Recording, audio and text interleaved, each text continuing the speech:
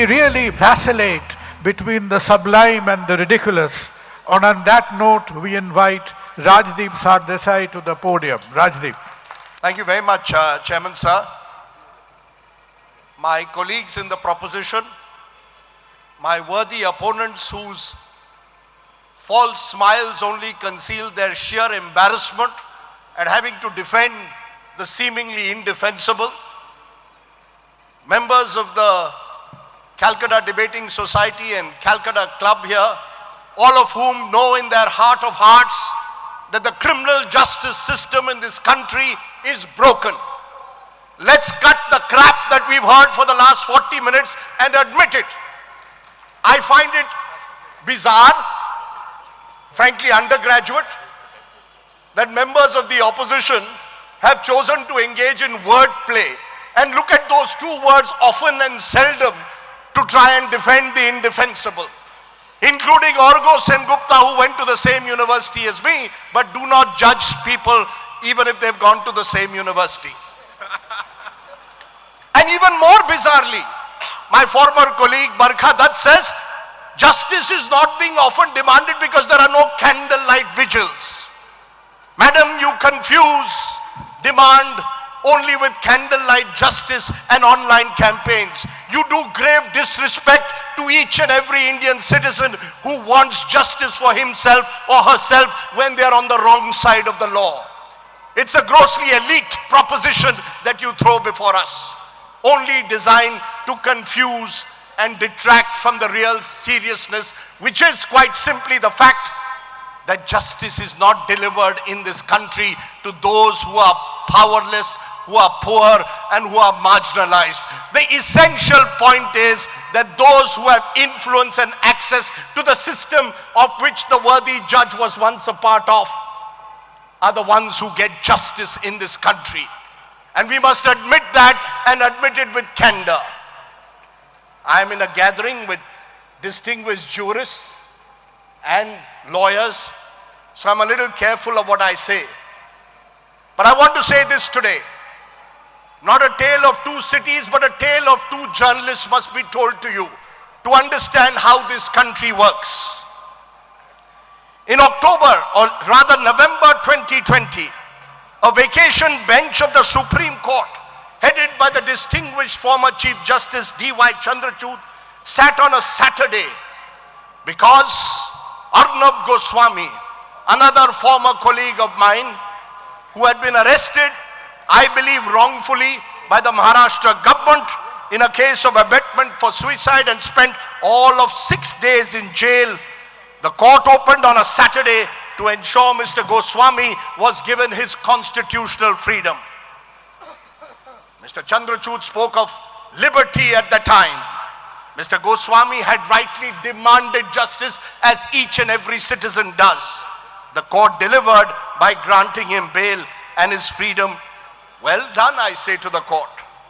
But then turned to the case of another journalist, Siddiq Kappan, arrested a month earlier in October 2020 while he was on his way to Hathras to report on the gang rape and death of a 19-year-old Dalit girl.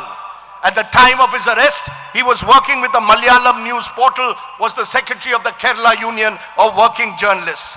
Arrested on 2 charges, UAPA and PMLA.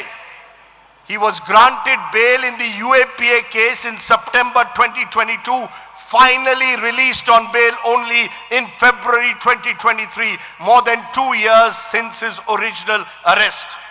Today I ask this august house, what is the difference between Arnab Goswami and a Siddiq Kappan, both of whom and whose families knocked on the courts demanding justice? Quite simply, Mr. Goswami is a recognized face, a prime-time news celebrity anchor. Mr. Kappan was an unknown journalist burdened by his anonymity and, dare I say, his name and religious identity. That, my friends, is the reality of our courts, including our judges who speak loftily about liberty and freedom. Today I ask you, my friends, what is the justice being delivered to Kashmiris arrested under the Public Safety Act, a draconian preventive detention law under which people can be arrested and kept in jail for 2 years without trial or charges? Are you telling me that family members are not demanding justice for them? The fact is the justice is not delivered for them. I ask you again, what indeed is the justice that is delivered to a Father Stan Swami, an octogenarian priest who is arrested under UAPA only because he demanded tribal rights? And what is the delivery of justice in his case when the old man is denied a straw sipper by the courts and denied a straw sipper as an 82-year-old who eventually dies in custody? And contrast him with the Subroto Roy Sahara, who's given special facilities in Tihar jail, Wi-Fi and whatever else he needs. We are a grossly unequal society and our justice mirrors the inequality. The judge who watches me out there knows the state of our legal aid system. He knows how many lawyers actually will appear pro bono for those who are denied access to justice. And that, my friends, is the reality of the topic we are confronted with today. Each and every one of us demands justice for victims. You don't need a candlelight vigil to demand justice. You need a heart and a conscience that believes in the Constitution our founding fathers and mothers gave us. And if you do, then you want equal access to justice above all else. But the fact is, there is an entry barrier. And that entry barrier is what you must focus on when you say justice is seldom delivered. The great Martin Luther King, for example, said, "Justice denied anywhere diminishes justice everywhere." I want to give you a case today, which I believe should settle this argument once and for all. It's the argument and the case, the particularly poignant case of poet and Delhi University professor G.N. Sai Baba. He was dubbed a Naxal sympathizer. He spent 8.5 years in jail, much of it in solitary confinement. In October 2022, he was acquitted by the Bombay High Court, and yet quite extraordinarily, a special sitting of the Supreme Court was called on a Saturday to reverse the acquittal and stay the High Court order.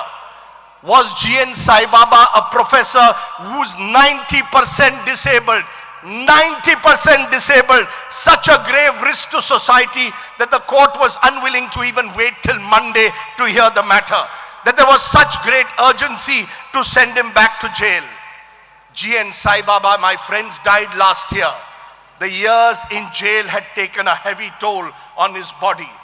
Is anyone in the opposition or anyone in this audience telling me that his family did not demand justice only because they didn't take out a candlelight vigil?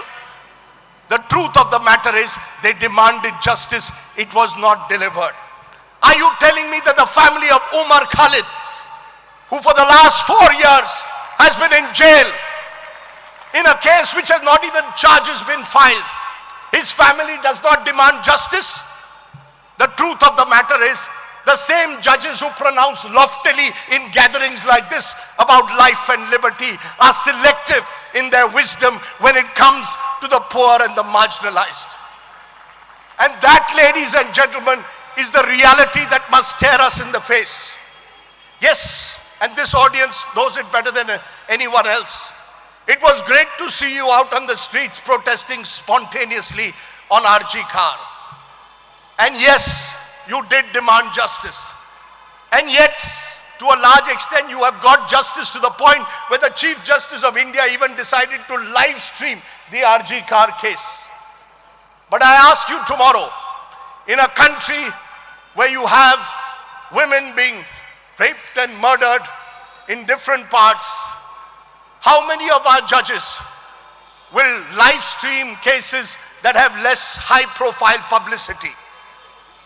And that, my friends, is the real story of India.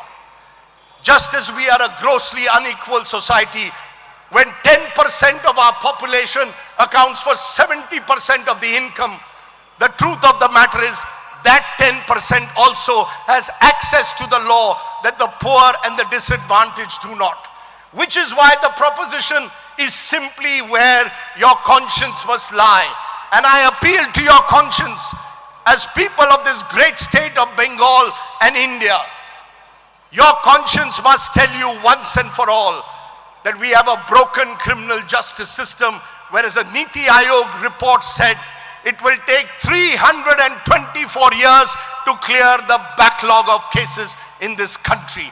324 years. I won't be around then. I don't think any of us will be. But this nation must live on. Thank you very much.